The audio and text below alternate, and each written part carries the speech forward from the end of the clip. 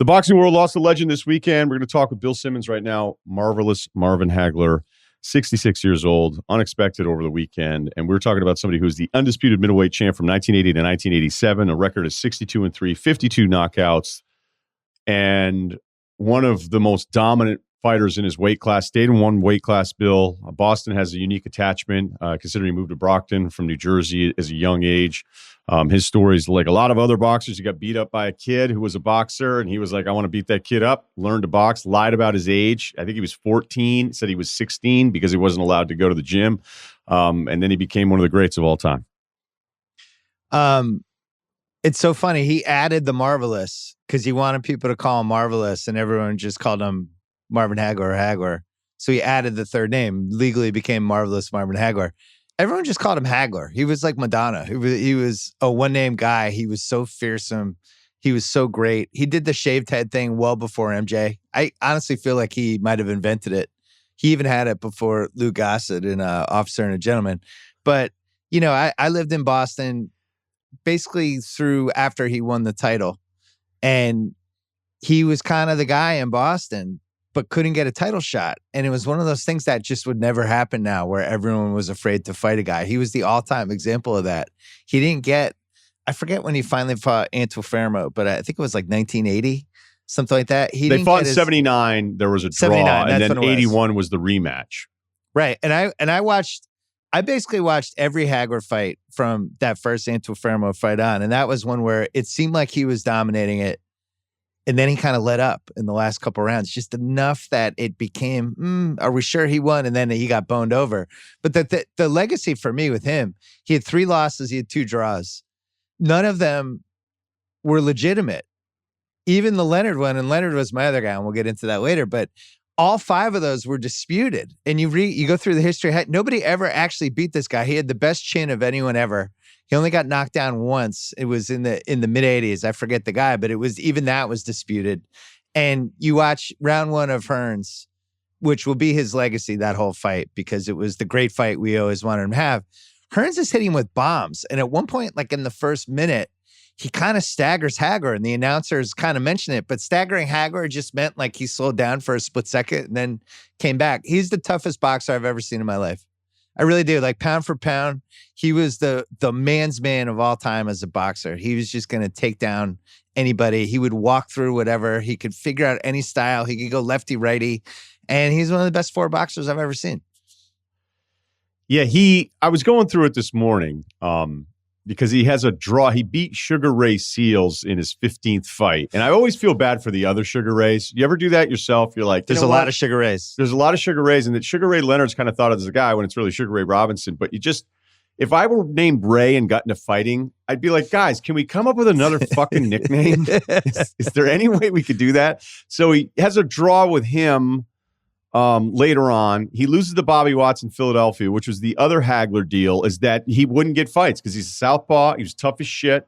You know, Frazier's like, good luck. And so he would just go to guys and say, all right, I'm going to show up to your city. Like, you won't even fight me? Fine, I'll go. So he loses to Watts in a majority decision, and then loses to Willie Monroe in a unanimous decision, and then he smashes Monroe, that would end up being a 12th round deal. So you're right, if you really dig into this, so that sets off a run from 1976 until the last fight in 1987. He didn't lose a fight. And the Antifermo first one, as you mentioned, a draw, he beats the shit out of him in the rematch. And his face, even in the first fight, he was pretty banged up, Vito. Yeah, and Vito, and to watch the rematch, because I watched it this morning, you have to watch it if you love boxing, or even if you don't, because it's straight out of a movie. Vito's manager has cotton in his mouth the whole fight, like cotton wads that he pulls from, and Vito's face is just gushing blood, and they'd wipe it off like a windshield wiper, and then it's blood again, and he doesn't want to quit because he's a fighter. And then Hagler comes over after they say he's not coming out. And then the trainer's yelling at Hagler that he was dirty, he was headbutting, and he's pointing to like Vito's smashed up face. And Hagler's like, fuck off. And then this old guy with cotton in his mouth starts pushing Hagler. And it's just hysterical because Hagler, he was actually like a tough guy amongst tough guys.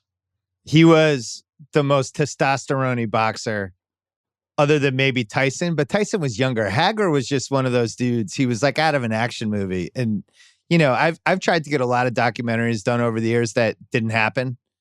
And 2 of like the top 4 ever were Hearns, which we came pretty close to pulling off as a 30 for 30, but with how does that not happen? With Jalen producing, it just fell apart because people wanted to get paid, all this stuff. And at that point, Hearns honestly wasn't that eloquent either, because he had taken so many punches over the years. So we were trying to figure that out, how to do it. We never figured it out. And then the other one I tried to figure out when I was got to HBO was Hagler, even to the point like taking out Bob Arum, because Bob Arum basically owns all the fights, trying to get that done. But the reality was nobody could get to Hagler. Hagler was in Italy, and then he was like back and forth between Italy and New Hampshire, and he lost that Leonard fight and he disappeared from the earth. He walked away. Didn't want to talk about anything, never came back. And you look at his last 3 fights, I think he might be the only fighter, non-injury, who his last 3 fights were Hearns, Mugabe, which is an incredible YouTube fight. That's like if you just want to spend 40 minutes on YouTube watching 2 guys beat the hell out of each other, watch the Mugabe fight. And then the last fight was Leonard, and he never fought again. Just about every great fighter ever always has those couple after.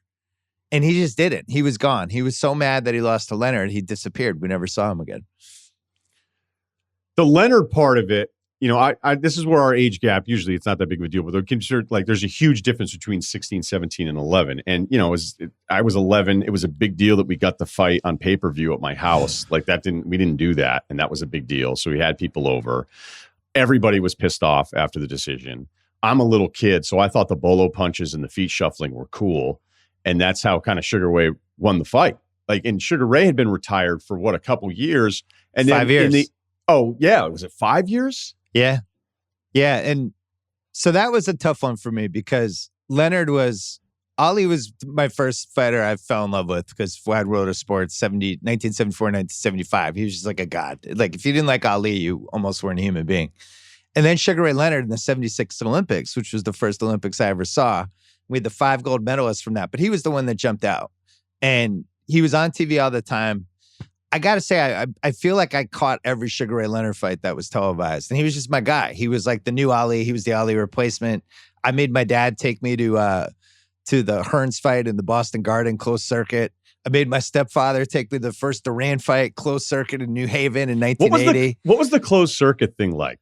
The closed circuit thing was amazing. And I'll tell you this, in the Boston Garden, which was pretty filled, and it was the most diverse crowd I'd ever seen at the Boston Garden. Most of the people were rooting for Hearns. So people, that's still the most exciting fight I've ever watched because that fight, the ebbs and flows of it, where it seems like Leonard has him, then it seems like Hearns has regained control, and then Leonard just stalks him, completely changes what his style is, and basically hunts him down in the last couple rounds.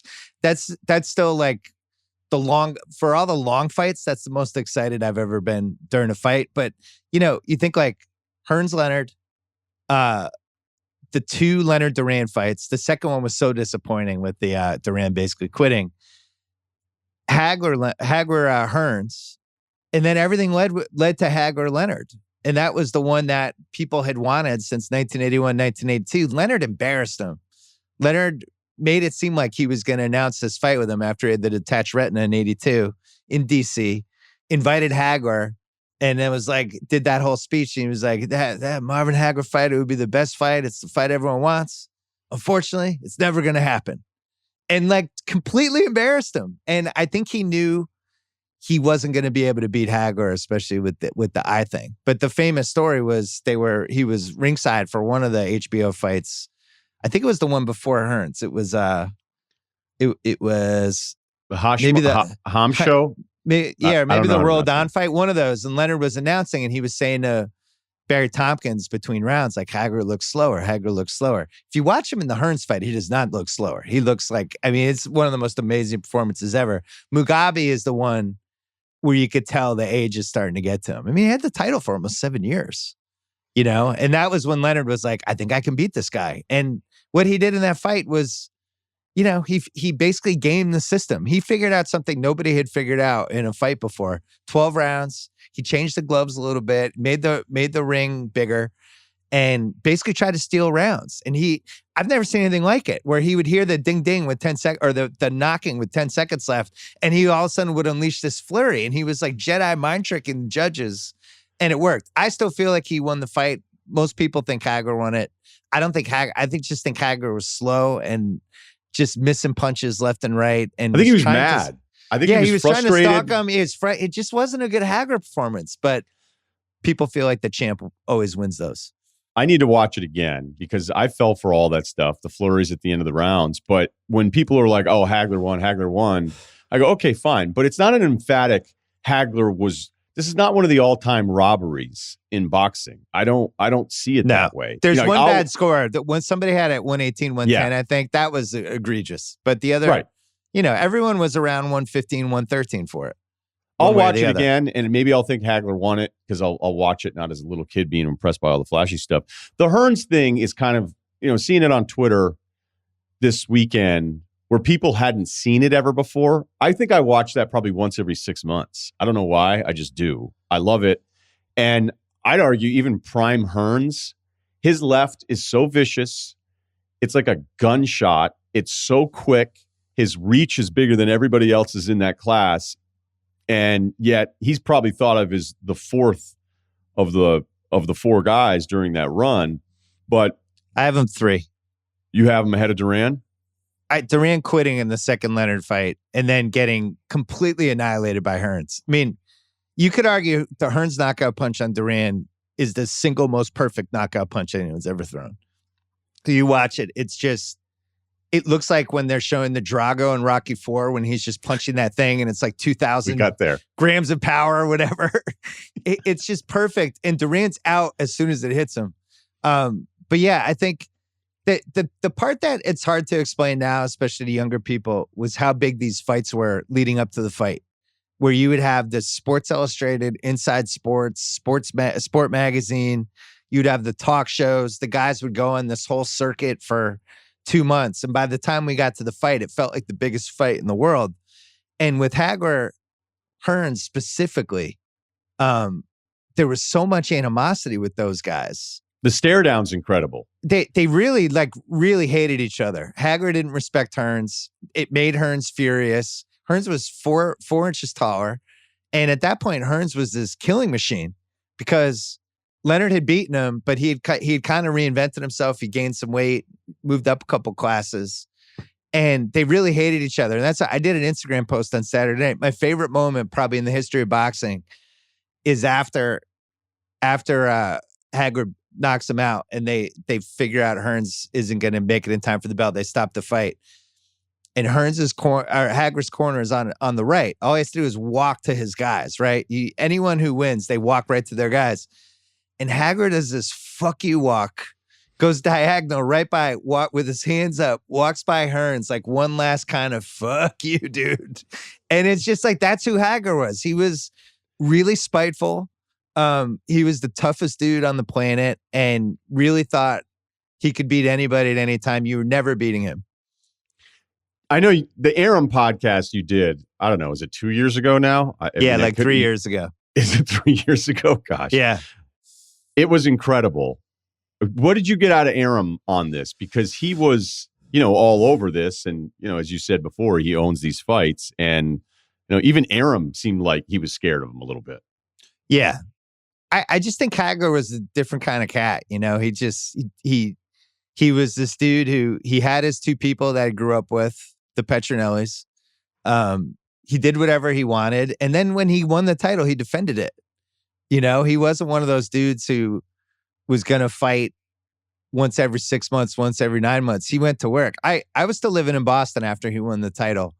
And I remember when he beat Minter too, because the thing is he had the draw to Vito. And then Vito loses the title to Minter, and Minter was English. And Minter had some racial thing where he was something like he said, no black man is ever going to take my title.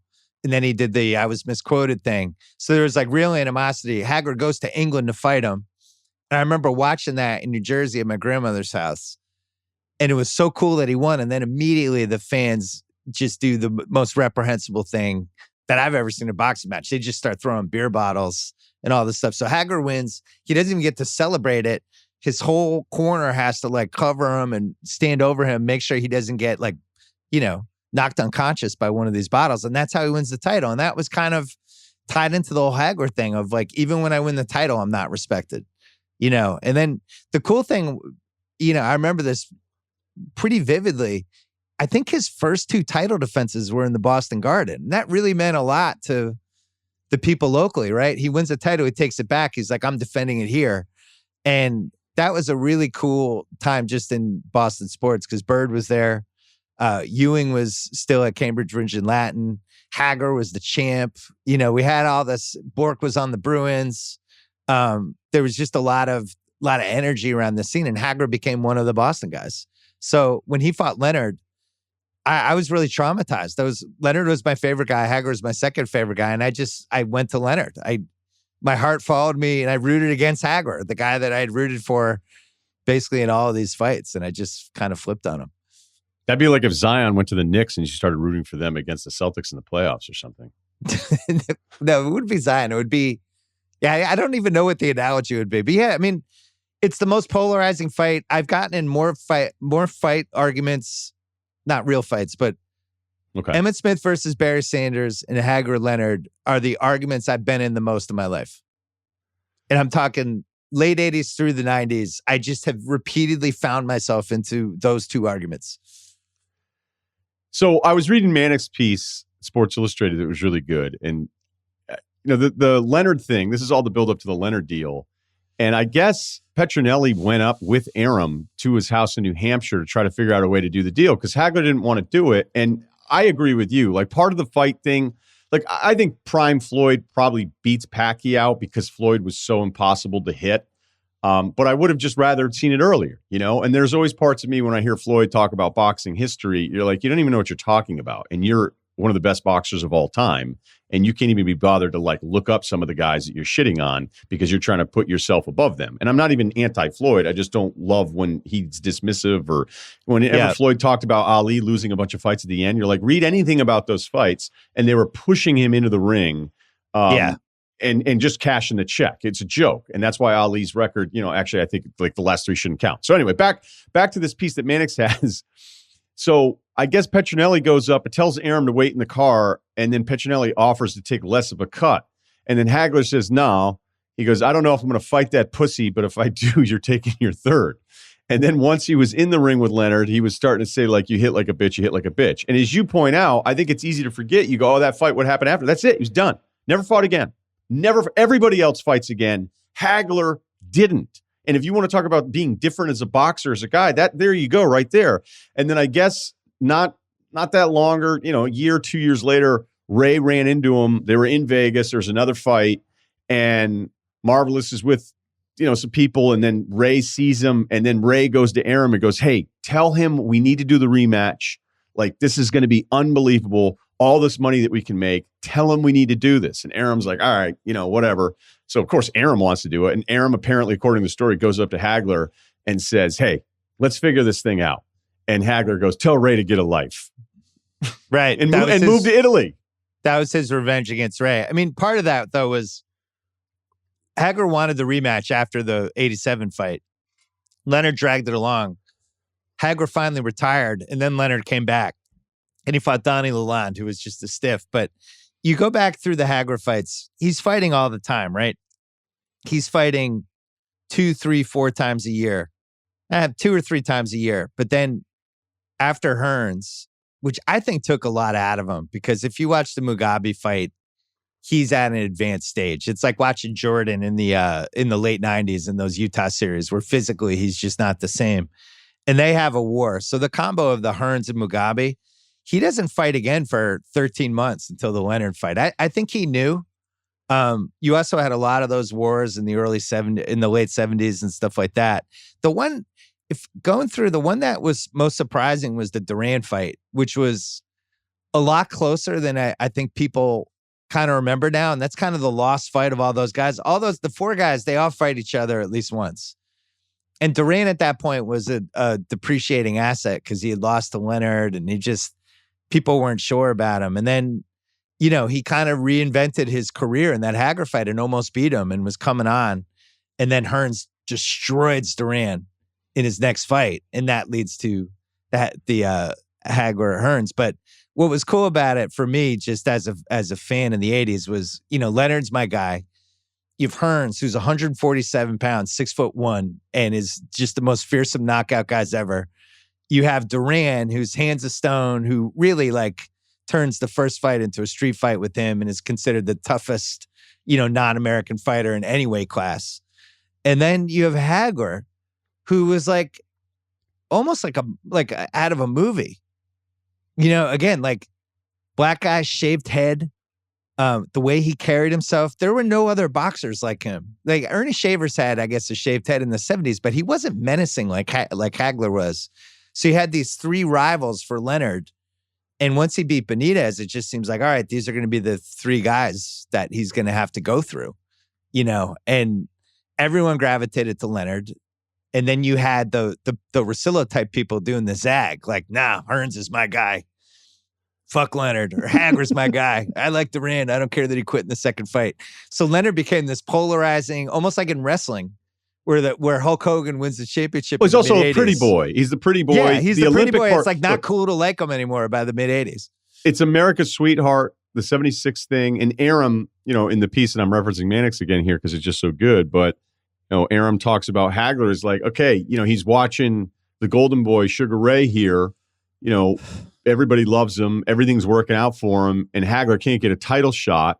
And the funny thing is that Ted Kennedy, then a senator, and Tip O'Neill, Speaker of the House, as Boston guys, jump in and tell Aram there's going to be an investigation if they can't get Hagler some real fights. So Hagler's look, I beat the shit out of this guy. Enough of this. I've proven myself all the time. Let me get a shot. And, boxing's so hard to keep track of now that, you start having people in weight class. I used to know the rankings of everybody. I would know the top 5 rankings in the major weight classes. That I'm not saying every single one of them, and I would know. Yeah. And you always knew that the promoters were involved in kind of, setting it up the way they'd want to set it, and people but the amount of ducking that would happen. That's why I think the UFC is so popular, is that there's no ducking. Eventually, I'm not saying there's zero, but eventually Dana White's going to make a couple guys fight each other.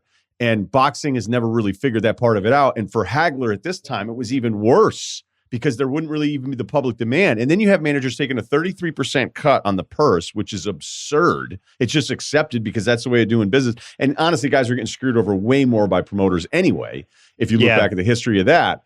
But then to have Aram go, and as he quoted in the piece, he goes, I wasn't looking for any trouble. And then Hagler starts getting taken care of because politicians from Massachusetts got involved in it. Well, there was this other thing that was going on. So post Ali basically is done in 78, even though he fights a couple more times. And Leonard becomes the anointed successor, right? Yeah. And you also that's a perfect way of describing it because it's all right, who's the guy? We've now handed the torch to Leonard, but you also had Hagler and you had Larry Holmes. And both of them were kind of playing the same card of I'm not getting my respect. People don't realize how good I am. The difference was with Hagler, it was 100% legit. And he was kind of lost in the shuffle because it was such a grit. The welterweight, middleweight it was so loaded. He did get lost in the shuffle a little bit, unfairly to him. With Holmes, people just didn't really like Holmes. And that's just the way it was. I remember I did a whole thing in a column a million years ago comparing Holmes to the late 80s Pistons, where it was the same thing, where it was yeah, you guys are great. But is it okay if we're not all sitting on each other's lap telling stories about how great you are? We just don't really like you that much. And it was very similar to, you look back at especially the 89 Pistons, where they would go 63-19. They ripped through the playoffs. It's one of the 5 best teams ever. And people are yeah, fuck those guys. And that was what it was like for Holmes. Hagler was different. Hagler had the same kind of I'm not getting enough respect thing, but then he won it. He beat Duran. He beat Hearns. He proved to be, he had the title for 7 years. And then it was the culmination was supposed to be Leonard. And I think that's what destroyed him it was Leonard would be the last piece. He could be the only one who said, I beat Hearns, Duran, Leonard. I'm 3-0 against those guys. And I'm going to walk off in the sunset. And then he felt like Leonard stole the fight. And then there was this whole thing at the end of the fight where Leonard says allegedly something like, man, you beat me or you got me or something like that as he's congratulating him. And then Leonard wins, and Hearns is like, Leonard even told me right after the fight that I beat him. And Leonard's like, no, I didn't. But then they had the HBO, like the mics and stuff. And Leonard did say it. He said like, man, you beat me or something like that.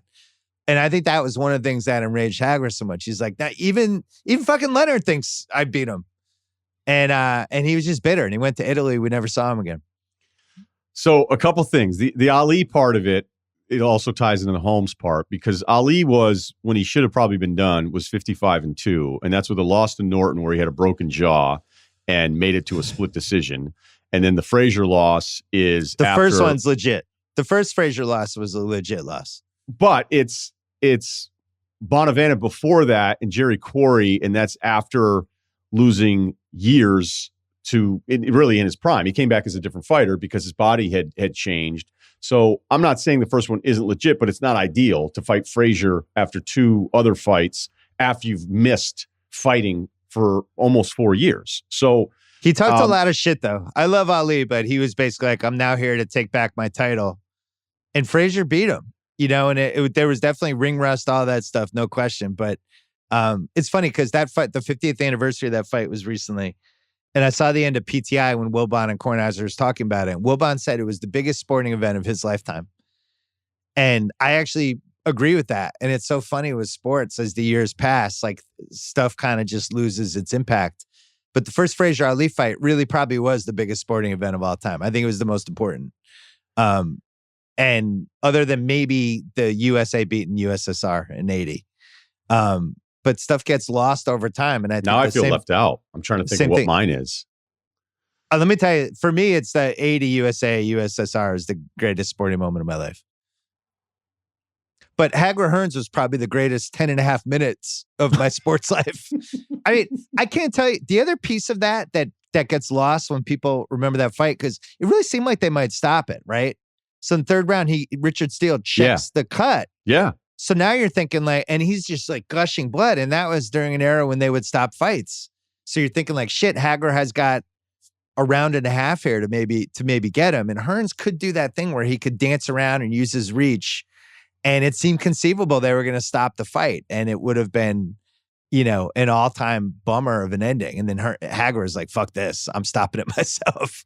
And they have, if you watch that fight on YouTube, they have the overhead replay. Yeah, how he finishes it. This overhand sweeping thing that just hits Hearns on the side of the head. And then he follows him, nails him again with a right. He misses a left and then hits him again with a perfect right. He's basically like 3 for 4 perfect punches to finish a guy that was probably going anyway. But for Hearns, it's just, that was why I wanted to do a documentary about him so bad. He was the greatest kind of sports movie foil for the hero in the sports movie for 2 different guys. It's the Leonard fight and the Hagler fight. Those became 2 of the great sports movies of all time as boxing fights. And he's kind of the other guy in the fight, that you don't really think about. He's kind of the prop to raise the hero. And meanwhile, those fights were great, partly because he was so great. And he really was. And if he's born 5 years too late, 5 years too early, his whole career is totally different. He just had the misfortune of going against 2 of the best fighters ever. Yeah, quick. Like, again, I'll say it one more time because I was watching it. Prime Hearns left hand is, you can't believe how fast it is for a guy that size, and lethal. He's not just tapping away. It's absurd. I'm not enough of a historian to put it up there with like what are the 5 most dangerous punches in boxing history across any class or something like that. But as far as jabs, as far as southpaws, it's stupid what it's like. And he gets Hagler. And as you said, he nails Hagler in the first round a couple of times. You think Hagler's in serious trouble. He's cut open. But the funny thing about the finish, and again, it's not funny, but I mean, it's, whatever. Hearns is in outer space.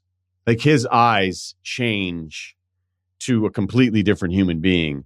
And I can't believe that you caught the, I guess, look, this is one of your favorite things ever. So you've seen it. I've watched. But when Hagler walks by him, you're right. Like he veers off and Hearns is finally standing up and Hagler like it is the opposite of these makeout sessions we have in the UFC now where somebody just demolishes someone and then they're all over him, patting him, hugging him, telling him they love him, which I thought it was great because a fighter recently was like, hey, I hate that shit. Can we stop doing that? It's funny because we always try to compare people to Michael Jordan and whatever. And then we do The Last Dance and we go through the whole thing about how ruthless of a competitor Jordan was, all that stuff. For me, in my lifetime, Hagler is the only person that reminded me of Jordan, where the way he was wired, how cutthroat he was, how ruthless he was, how fucking tough he was. And he was always going to get better, whoever he was going against. He could do any style. He was one of a kind. And to me, he was like the Jordan of that division. I think historically, it's weird. You see, like, he's like the 6th best middleweight of all time or the 4th best middleweight. I feel like he was the best fighter of the 80s, personally. Just because he'd fight anybody, he could fight any style, he could be in a war, he could box, he could switch hands. He was just the hardest guy to fight. I think it's close. I do. Part of the problem with Tyson was he was just fighting all these dudes that were either washed up or they were kind of never was's, and then he had so much shit going on in his personal life that it derailed him almost immediately. Hagler was an assassin. I have an unbelievable Hagler story for you. Go ahead. You're really going to love this. Okay. My Uncle Bob, my dad's brother, my dad's the oldest, but my Uncle Bob is the second oldest. Also a doctor? No. I've had a lot of great times with my Uncle Bob. Really love my Uncle Bob. Spent a lot of time together. I copied half of his basketball game, almost unsuccessfully, but really love my Uncle Bob. He moved next to Marvin Hagler in the mid-'80s. Marvin Hagler was his next door neighbor. And you go to my Uncle Bob's house. It was Easton or Brockton. I can't remember. I think it was Easton. And there were a couple times when Hagler was like in the backyard. And this is like, I'm a little kid. When do you ever see famous people unless you go to a sporting event? And it's like, oh, he's in the backyard. Like, we would like lose our minds. It was fucking Marvin Hagler. He just had this random house in Easton with a couple kids and like the above ground swimming pool and shit like that. And it was just like, this guy's like the best fighter alive. He's right there. He just couldn't believe it. But he was like a god in Boston. He really was. I think the level he got to was certainly the biggest of any boxer. It was certainly the biggest of any, he's a level below like the Bird, Bobby Orr type, but I think he was a god in Boston. There's no question. When he beat Hearns, that was like a Boston title. Yeah, people were saying, look, he was the 5th major sport in that city for the decade. That's why I was so traumatized with the Leonard thing, because Leonard was like my all-time guy. And it was like, God, it's like he's fighting a Boston team. But I just couldn't turn on Leonard. I'd been with him since I was 6. So it was a tough one.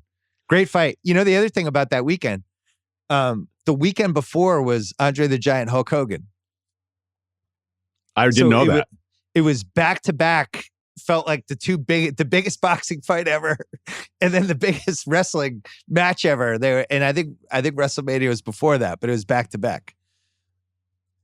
Yeah, no, that's good because you could make a connection that both decisions were sort of scripted. Yeah, we should litigate this on my podcast. I need to watch it again. We should just do a Hagler Hearns or Hagler Leonard breakdown at some point. Yeah, I just feel like he just seems slow and like he doesn't have control of the fight ever. 84% of his original quickness? Oh, I would go like 65, 66, 67%. But that dude had a lot of fights at that point. That fight, did he fight Vito again? I don't think he did. Oh, the other good one with Hagler was, this is a good YouTube one, when he fights Hamsho again, the second one. They have the rematch. And Mustafa Hamsho, he's like out of like a movie. And he starts headbutting Hagler in the fight. And he does it like 3 times. I think he has the points taken away. And at some point, Hagler's just like, all right, you motherfucker. And he just like destroys him. But that's a good one. It's like a 4-rounder. I think Hagler, if you're talking about who gives the best YouTube for boxers, right? That's got to be one of the boxing legacy. Definitely. Right? Who gives best YouTube? Hagler's like a 9 out of 10 for giving YouTube. I watch Tyson stuff all the time. What I did when I read the Tyson Sloman book, which if you haven't read it, it's unbelievable. Yes, there's a lot of drug use. Towards the end, I'm like, okay, you really partied, man. I got it. But what I was doing, because Tyson goes through every single fight. And so I would read the chapter on the fight, and then I would go back and watch the Tyson fight on YouTube. So you start at the very beginning. And so it was like this exercise where you go through it and do all this stuff. Hagler is up there. I'll watch the Prince's entrances, and then I just close out of the fights for the most part. But yeah, look, he beat Watts, he beat Monroe after. So I actually think anyone he lost to, other than the Sugar Ray thing. I don't think he avenged the Sugar Ray fight, and I don't think he avenged Vito, even though Vito ended up losing the title. The other thing with Hagler, and this is kind of an underrated skill, but he was a good talk show interview person. Like he could like go on Carson and Letterman or whatever and kind of hang. And whereas like Larry Holmes, you'd see him at a talk show, you'd be like, oh no. You've made me like you less. But Hagler and Leonard were both really good at that stuff. And that was one of the reasons that fight was so anticipated. To me, it's like the last super fight.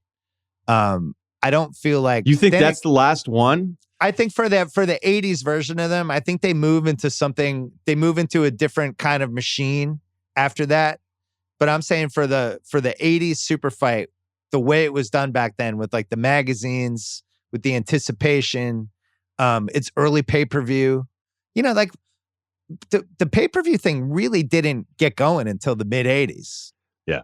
It was closed circuit in the early 80s. And then finally we figured it out. And then it became its own kind of machine. But up to the mid-'80s, it was Sports Illustrated, Inside Sports, Sport Magazine. It was a couple talk shows. And maybe a little Sports Center. Like we didn't have PTI, we didn't have 24/7 sports radio, all that stuff. The Sports Babe. You didn't have any of it. So you built it up by these guys doing these tours and going to different cities and getting the local thing. And that was kind of the last version of that. Teddy Atlas said this weekend, he goes, he wasn't born with a silver spoon. He had no spoon. Right. He had a real attitude too about it. And I think that was the cool thing. Look, the fact that if he wins that Leonard fight, I think there's probably a rematch, right? I don't know with Hagler. Probably. I don't know. It's a good what if, because I do feel like if he wins that fight, I do feel like then he has the typical arc of the guy who has 3 fights too long. But he was so mad that he lost the fight, he just left. It's like, I'm out. I'm going to Italy. I'll make movies. You're never seeing me again. And that was it. And boxers never do it. He did it. Thanks, Bill. Thanks, Russillo.